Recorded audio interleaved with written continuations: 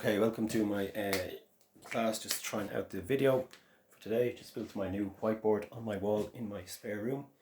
So I'm going to do question 1, which is if fx equals x squared minus 3x plus 1.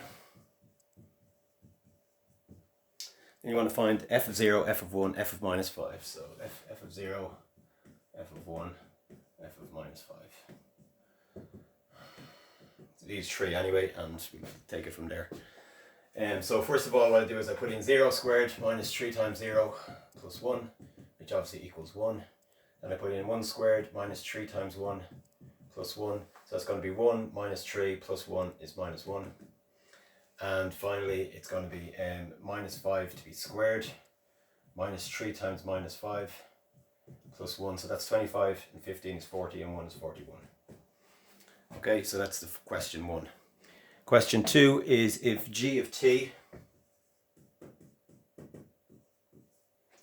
equals t squared minus 1 over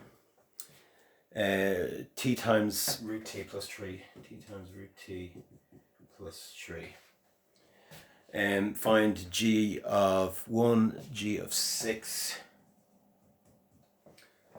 g of 6, g of s, and g of t plus 1. So g of s and g of t plus 1. Okay, so g of 1 is going to be 1 squared minus 1 over 1 times root 4, which is obviously going to be 0. And the second one, g of 6, a t squared minus 1, is going to be 35 over 6 times root 9, which is 3, so 35 over 18. You can round that off if you want. G of s, I'm presuming that s is s, yes, g of s is going to be s squared minus 1 over s times root s plus 3, and that's all you got to do there. And t plus 1, I got to put in t plus 1 here to be squared minus 1, is t plus 1 times the root of t plus 1 plus 3. Alright, so it's going to be t squared plus 2t plus 1 minus 1 is just t squared plus 2t.